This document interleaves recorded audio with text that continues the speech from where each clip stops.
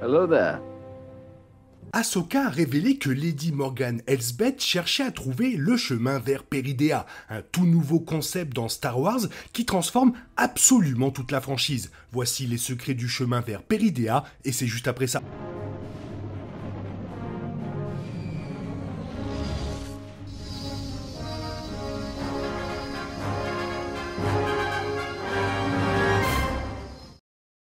Derrière chaque légende se cache un fragment de vérité, et c'est même le cas des mythes Jedi. L'émission télévisée Ahsoka est sur le point de révéler la vérité derrière un conte de fées Jedi, et l'ampleur de cette histoire est absolument stupéfiante. Lady Morgan Elsbeth parcourt la galaxie à la recherche d'une ancienne carte stellaire qui lui montrera le chemin vers Peridea. Le nom n'a jamais été entendu auparavant dans Star Wars, que ce soit dans le canon ou dans l'ancien univers étendu, ce qui signifie que l'émission télévisée raconte une toute nouvelle histoire, une histoire qui laisse les téléspectateurs à long terme incertains de quoi s'attendre pour le futur de la série.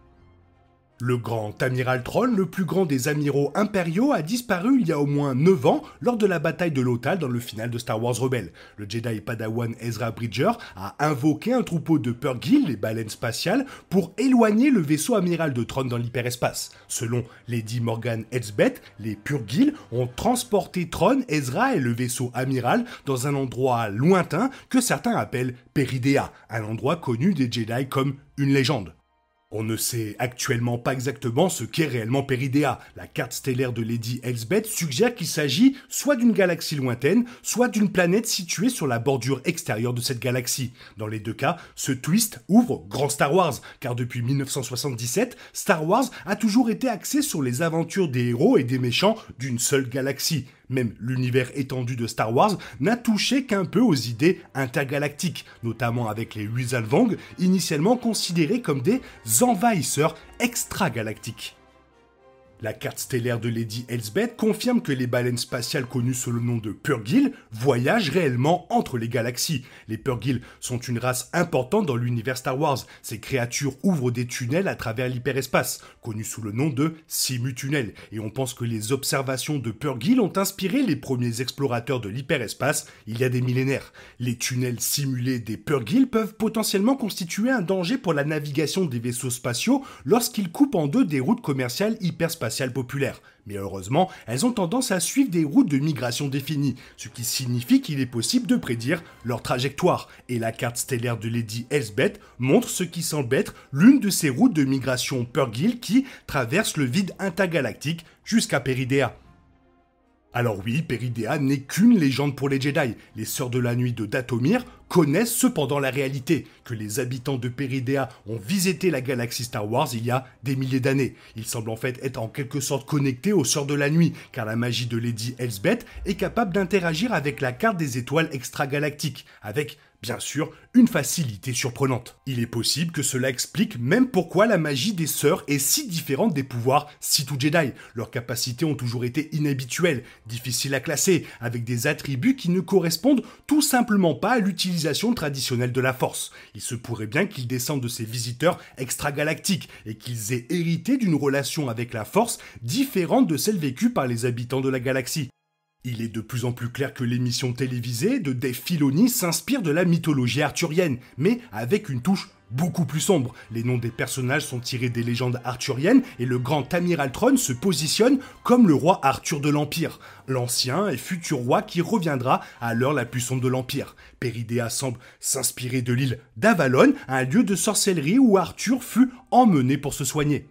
Bélan, lui, fait référence au chemin menant à Peridea, mais Morgan donne une réponse fascinante suggérant que Peridea devrait être connue sous un autre nom. Elle fait probablement référence à ce que les habitants de Peridea appelaient leur propre monde ou galaxie, un nom que les Sœurs de la Nuit doivent connaître. L'épisode 2 évite soigneusement de donner ce nom, laissant entendre qu'il pourrait bien s'agir d'un nom connu des téléspectateurs de Star Wars à plus long terme.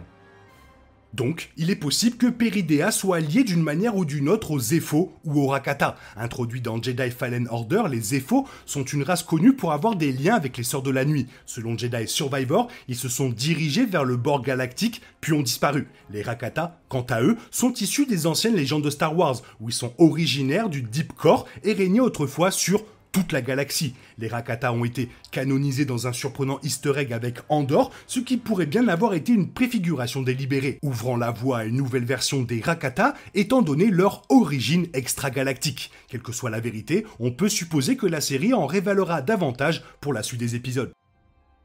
Et Star Wars ne se contente pas de discuter des forces intergalactiques, il se prépare à voyager dans une autre galaxie. Lady Elsbeth a préparé l'œil de Sion, un vaisseau qui lui permettra de faire le voyage jusqu'à Peridea. Étant donné que Peridea est en quelque sorte lié au sort de la nuit de Dathomir, il est tout à fait possible que ce soit l'origine de leur étrange pouvoir de force, ce qui signifierait que c'est un endroit où la force elle-même opère selon des règles différentes. Si tel est le cas, alors le saut vers une autre galaxie est sur le point de transformer la compréhension des téléspectateurs pour la force elle-même, faisant d'Ahsoka l'une des histoires les plus passionnantes de l'histoire Star Wars.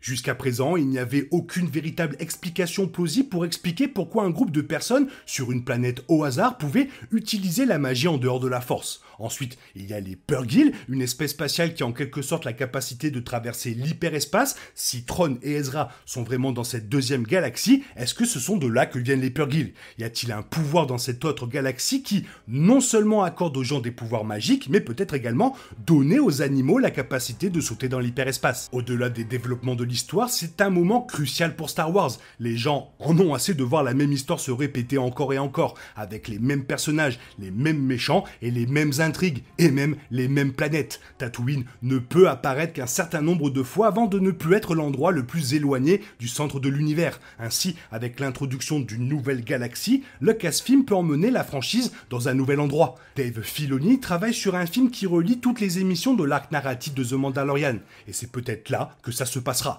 Et si ce n'est pas le cas, il y a tellement de potentiel à ouvrir un nouveau coin de l'univers. Les questions de chacun, de la magie aux espèces anciennes comme les Ephos ou les Rakata, peuvent potentiellement trouver une réponse dans cette deuxième galaxie. Voilà, tout cela me semble bien excitant. Qu'est-ce que tu as pensé des 2 premiers épisodes? Fais-le moi savoir dans la zone commentaire. Sinon, il est temps pour toi de reprendre le cours normal de ta vie. On se retrouve demain pour une nouvelle vidéo. Bisous bisous, bye bye, que la force soit avec toi.